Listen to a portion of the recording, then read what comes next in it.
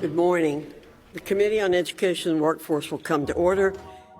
Last Tuesday, Harvard President Claudine Gay traveled to D.C. to testify before Congress on anti-Semitism.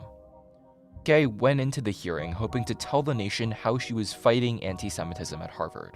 She came out nearly 6 hours later, just fighting to keep her job.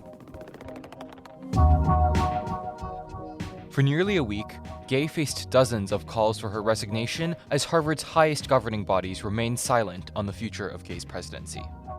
Now, in news scooped by the Crimson, Harvard's governing boards will allow Claudine Gay to stay on as university president.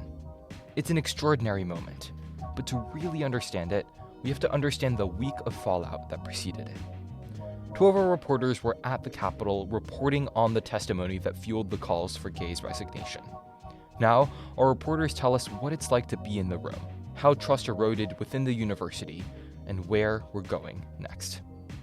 With breaking news from the Harvard Crimson, I'm Frank Zhou. This is News Talk. In this episode, a president survives calls to resign. Chairwoman Fox, Ranking Member Scott. We start today at the hearing that first threw Gay's presidency into peril. My name is Claudine Gay, and I'm the president of Harvard University.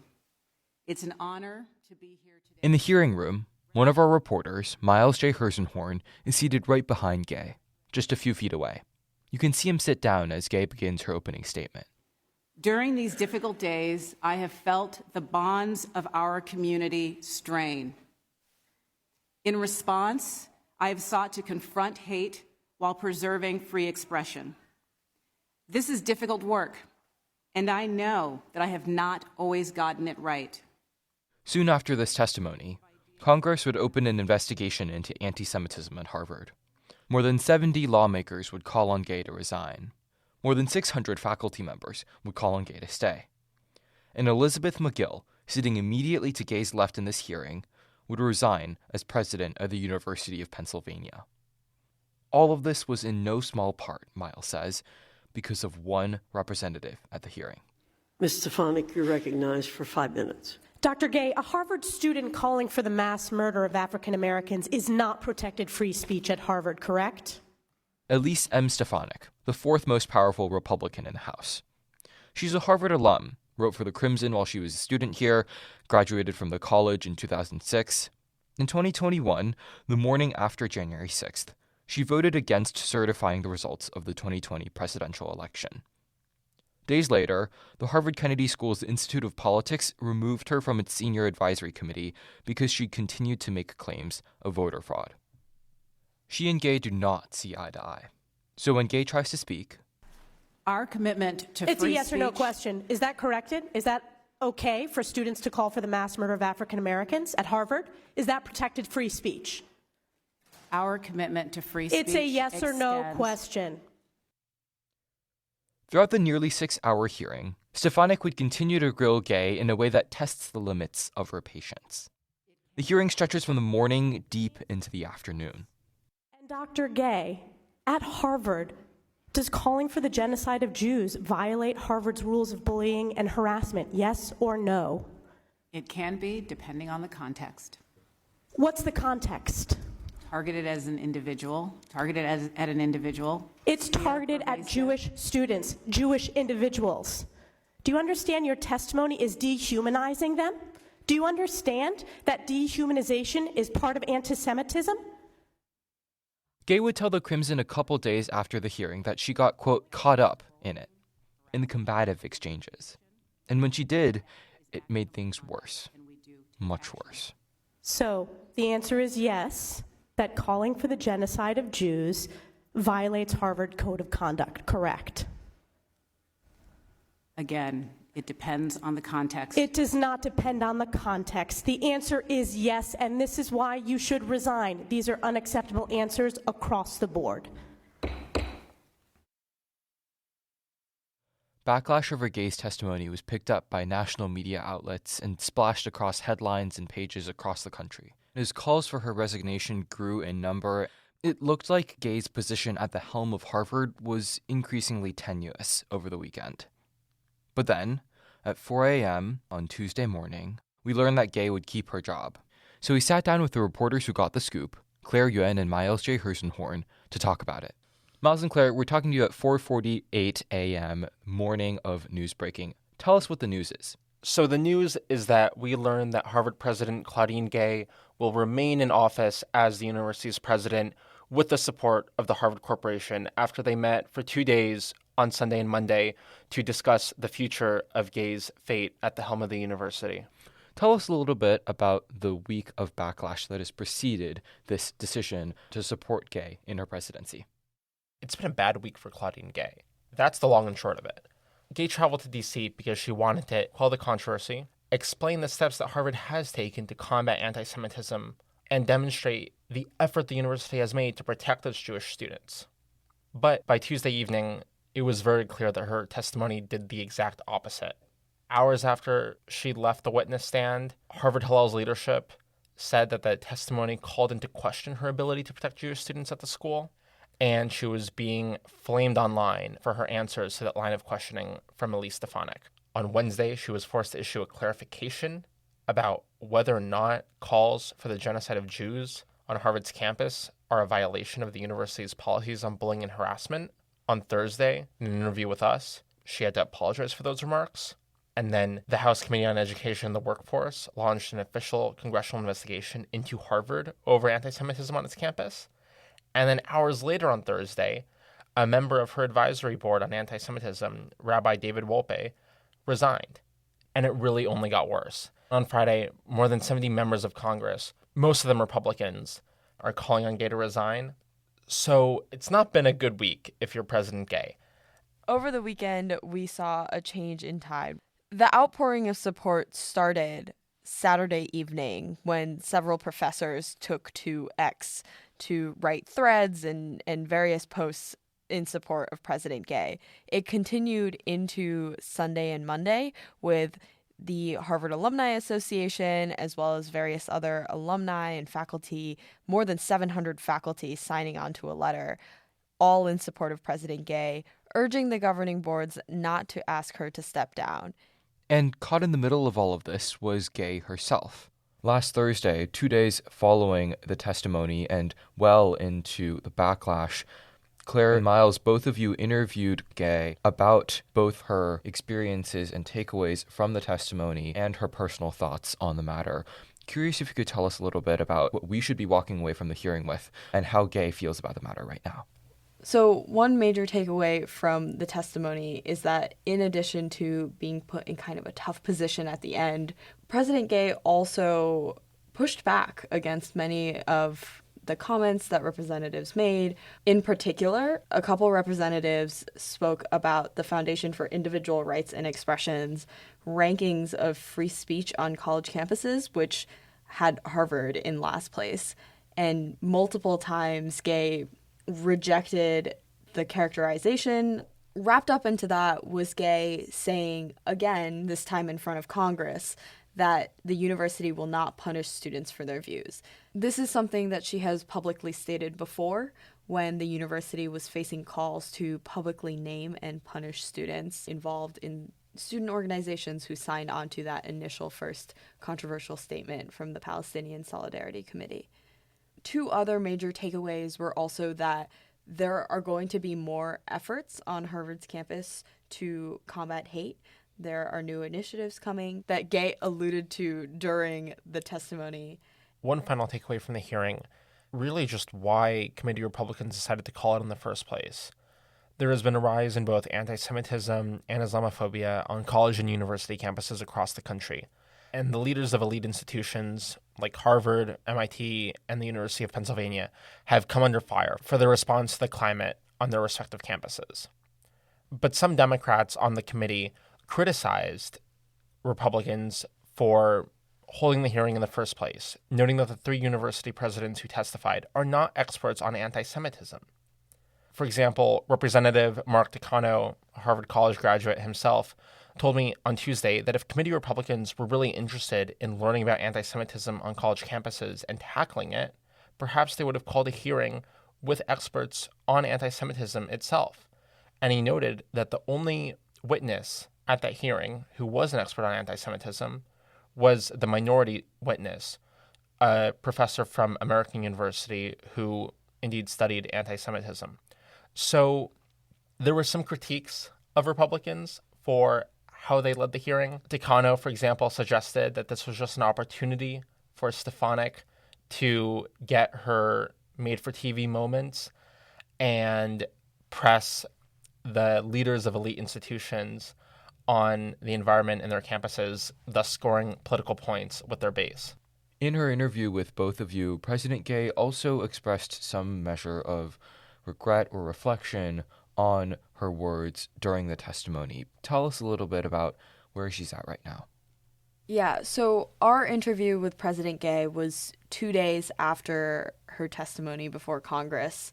So President Gay had plenty of time to really hear the barrage of complaints coming in from students on campus, people on Twitter, representatives, various other Harvard affiliates. A very overall sense of discontent with the way that the testimony had gone. And in our interview, she did express regrets, and she said she was sorry for the impact that her words had, citing that in a time when there is already so much fear and hurt on campus, the fact that her words would have amplified that, she said it made her feel sad.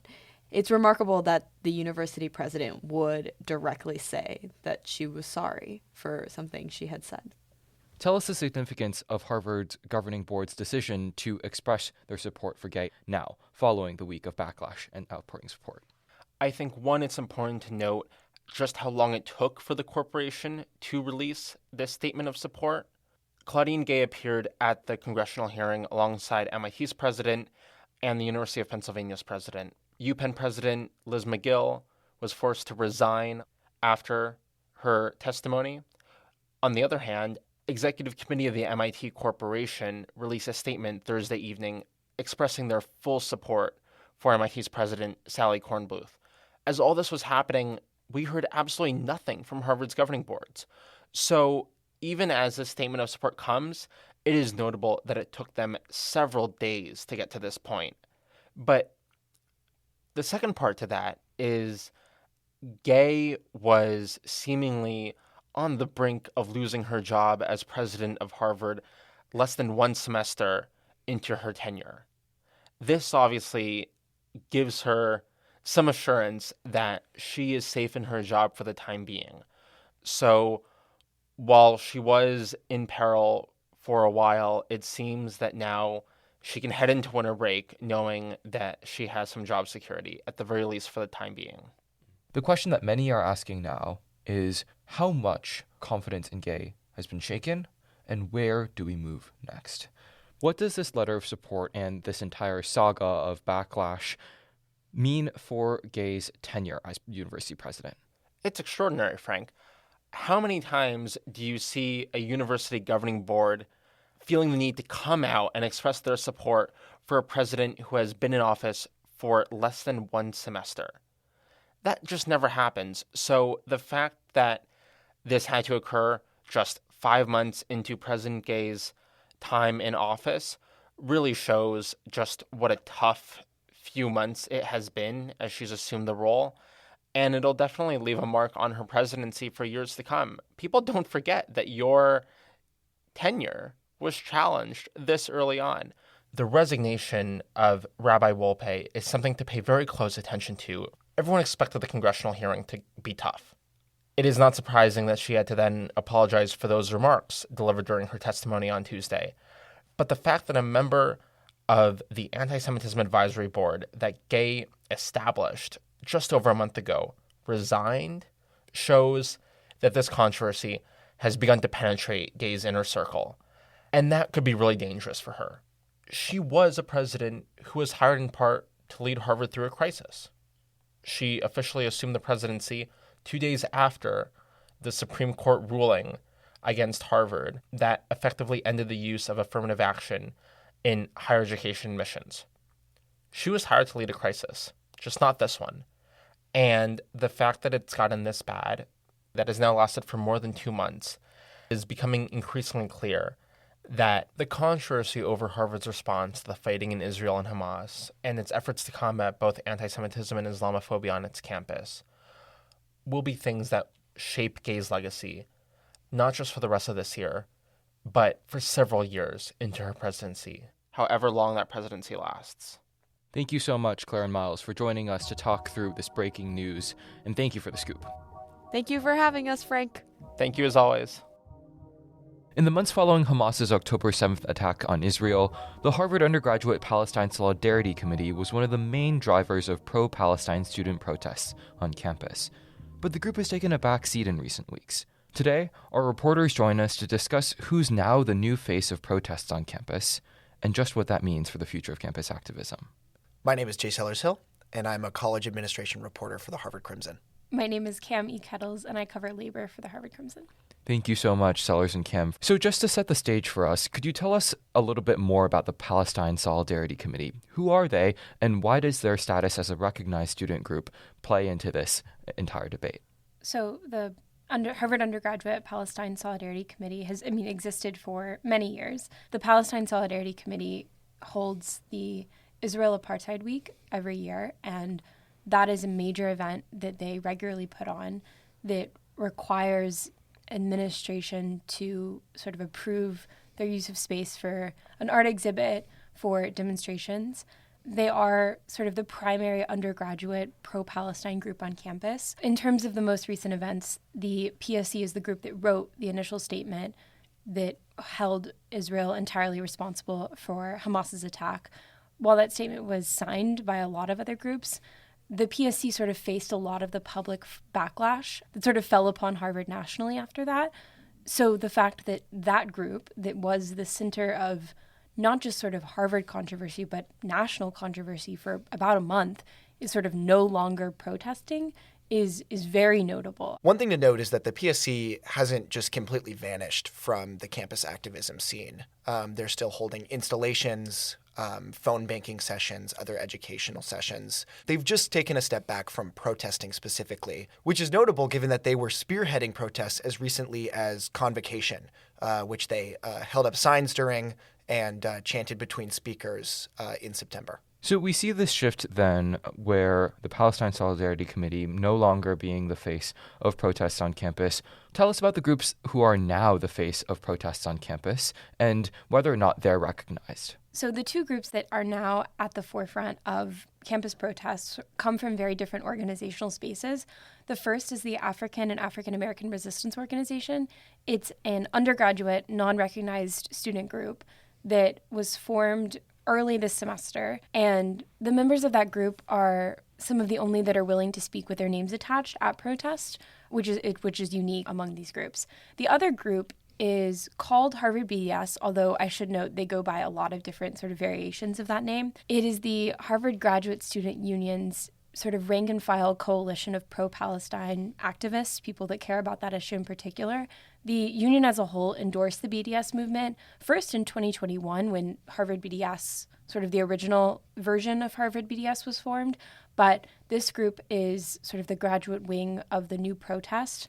What's sort of notable about where they stand in terms of recognition is that they're officially not a recognized student group, but they are all union members, which gives them protection that Afro, at least, doesn't have in full. Those protections just include that their political speech, especially as it relates to their workplace, is considered protected concerted activity and is protected by the National Labor Relations Board. That is a gray area right now in terms of where their speech falls along that line, but it is clear that they have special status because they are union members. Sellers, Cam has mentioned that Harvard BDS isn't an officially recognized student group. Neither is Harvard Afro. Tell us a little bit about the significance of being a recognized student group and what difference that makes in this particular activism context. So, of course, to be a student group on campus, it's a little bit more complicated than just getting together and declaring that you're a student group if you want any sort of support from the college. So recognized student groups have to go through an application process that is then approved by the Dean of Students' office at Harvard College. And once that approval process is over, they can then access resources such as space reservations, marketing materials, and actually funding. So we know that during the 2022-23 academic year, the undergraduate Palestine Solidarity Committee actually received $1,400 from the Harvard Undergraduate Association, which is the group that disperses club funding for the Dean of Students' office. Without that recognition, groups have a hard time officially reserving space or booking events with recognition from the college. For example, a protest. Technically, without recognition, you cannot request approval for a protest on campus, and therefore you would not be allowed to hold that protest. That is a little bit unintuitive because if you are a recognized group and you don't get your protest approved and you still hold it, you risk your recognition status. But if you're an unrecognized group, really the only avenue to punishment is the college's disciplinary process through their administrative board. So if going through the college's disciplinary processes is the sole recourse, has that happened yet for any protesters and protests on campus?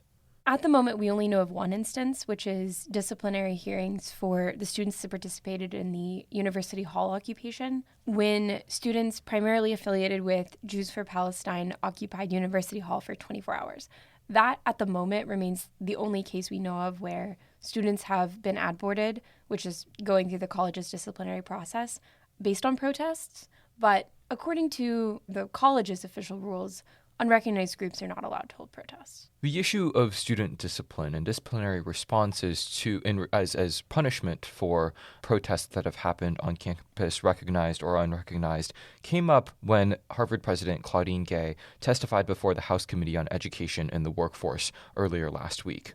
Tell us about what role discipline played within the testimony and what came out of Gay's testimony last Tuesday. The moment that's really caught the attention of the nation is this moment where Representative Elise Stefanik asked Claudine Gay about an incident on campus where students had interrupted classes and also held a demonstration that involved the chant "Globalize the Intifada," which references Palestinian uprisings in the West Bank and Gaza against Israel. The line of questioning specifically was whether those demonstrations violated Harvard's code of conduct.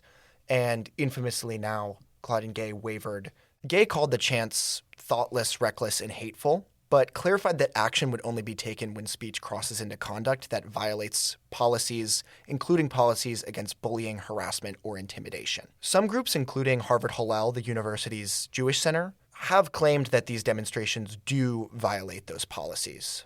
November 30th email by Hillel claimed that interrupting class sessions amounted to a violation through the university's policies, although the free speech guidelines that were referenced are a little bit ambiguous.